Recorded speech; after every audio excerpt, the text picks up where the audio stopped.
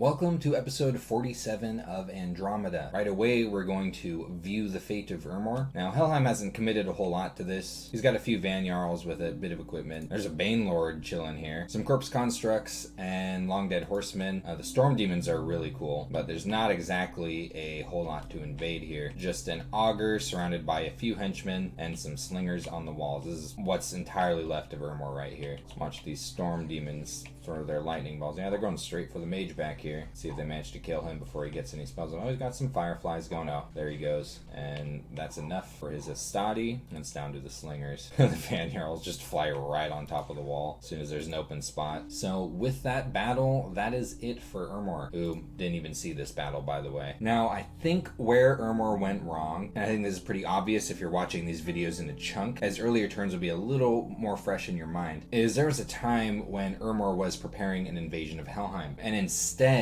he turned his attention towards Saramadia, sensing an opportunity. That decision right there, I think, is what got him killed. And with some scouting, if he had timed an invasion of Helheim right after Helheim took this throne, and Helheim was severely weakened, where he lost most of his sacreds here, I think Irmor could have taken on Helheim easily, though only at that specific time. Otherwise, it would have been a very hard war. But in turning his attention towards Saramadia, he weakened himself quite a bit because Saramadia went down fighting and allowed Helheim to gain enough strength to just come in on his ass and wipe him out. So I think for Irmor, it did just come down to picking targets, and Helheim was the correct target at that point in the game, where Irmor had a better chance of fighting him than Saramadia. Not a whole lot is going on with Helheim other than a vampire has joined him. And this is pretty sweet, actually. This vampire came equipped with an effigy of war, which is a really useful and kind of expensive to make item. It's sort of like an enchanted mirror gossamer cloth. It increases the perceived army size. So it's just a nice tool to have for confusing your enemy, and a rat tail. More of a funny weapon than anything, could definitely be used well against animals. But the real cool thing is the vampire itself. Unfortunately, as is usual, this doesn't have a magic pass or equipment, so it's not as useful as an immortal thug, but it is immortal. On top of its immortality, it's got flying and stealth, dark vision, and vulnerability 25, some resistances, regeneration. If you've got a cheap equipment factory going, you definitely could use these for some light thugging, though it being worth it is, I think, a little bit subjective. But yeah, Helheim totally has their head down right now. They are just focusing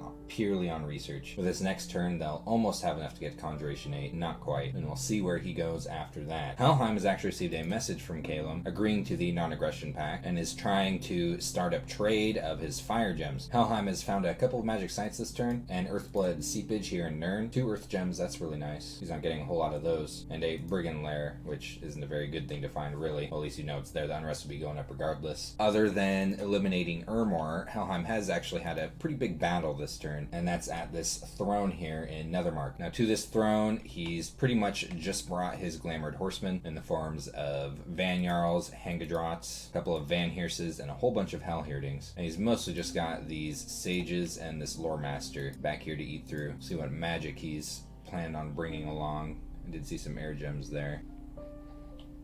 And he has cast Mist, which is a battlefield-wide debuff to precision.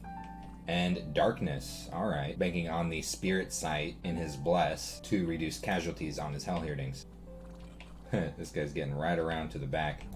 This Lore Master is kicking up a whole bunch of skeletons. That looks like Ray's dead. Knocked out one Hellheerding, and this one's just about gone. So it looks like it worked. Oh, this guy's flying in right to the back line, though. We're getting routes up front. This guy's bringing in even more skeletons. Funny, with that point of death, that's what he relies on the most. And there goes the Lore Master. Now the sages are trying to run away. Let's see how effective this combination of spells was in reducing casualties. And it looks to have worked. He only lost 4 Hellheerdings there. Very worth it to wipe out a throne like this. He did pick up the enormous Cauldron of Broth that Lore Master had, by the way, which is really awesome. Probably the most coveted item of the magic items those mages had. Trolls Under Bridges, classic. And it looks like he's cloud trapezing his Pretender onto Nethermark. He's got his Prophet there to claim it. So I'm thinking that it's perhaps for the thorough sight search. It is a crystal throne, meaning he'll get crystal mages. Pretty gross, as Helheim has been lacking in powerful astral mages. It's also going to open up this cross path as far as battlefield magic goes. Having a few of these guys around will make gifts from heaven really easy to spam. And it is hard to anticipate Helheim's next move here. He's definitely in a very strong position for winning the game. He's huge. But so is Hinom, and so is Atlantis. It looks like Helheim might be thinking about going to war with Hinom next, but only base that off of these scouting movements right here. Russ is on his last legs, because Atlantis knows it, sending him this taunting message. Are those Hinom flags up there? Could have sworn I saw your flags all over this place recently. So this army has moved on to his capital. He did have a decent amount of province defense here, but he wasn't patrolling anything. And oof.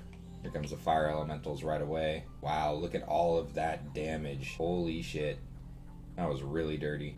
Barely any casualties on Hinom's side against 113 PD, and it looks like 2 out of those 3 casualties were done by Hinom himself. And Hinom's also got this Melkart moving on to the last province that Russ has outside of a fort. Yehoiakim, this Vine Shield, Flesh Eater, Black Steel Helmet, Armor of Knights, Boots of the Messenger, Heart of Life, really freaking cool item, and a Ring of Regeneration. Oh, so he's doing Blessing, Phoenix Power, Phoenix Pyre, Fire Shield, and it looks like a Fire Blast. So yeah, he's got him on casting spells. I wonder if that's intentional. I think he intended this thing to be fatigue neutral. His capital has been instantly breached, so we're probably looking at the battle this very next turn, and he doesn't have enough gold for upkeep on his units. He does have a hefty amount of mages and gems here. Will be interesting to see how much of Russ's army he can tear through. What he doesn't have is that many units. I mean, a lot of them are high quality units. He does have some sacreds here, but overall, not a whole lot. Hinom is just shooting up the blood magic tree. He's already at blood 5 and is climbing further. Out of all of these magic spell site searching, only one of them actually found sites, and it happened to find 2 sites. Very, very good sites, actually. Well, I guess it depends on how you look at them. Graveyard of the Damned is just a really good death gem site. Well of Pestilence increases death ritual range, but it also spreads deadly diseases, which is why you see the death scales here. So it is something he could potentially use, though I think for the most part he's just appreciating the death gems he's getting from this site. Bogus. Bogus and his crew is out freeing some of his blood slaves, quote unquote liberated. Oh, damn, Bogus actually hit him twice. That guy's fast. How far away are these provinces? We got Centania and the Dawnland. Damn. Look at that. Bogus managed to hit both of these provinces in the same month. So what I want to see is if Hinom is doing anything with blood yet, he even can. Doesn't have much in the way of powerful blood mages. He does have this blood 4 Melkart, but that thing is equipped to Thug. Oh, here we go. His baguette-wielding hero seems to be up to something no good. Let's see, empowerment in what? It's in blood. So yeah, he's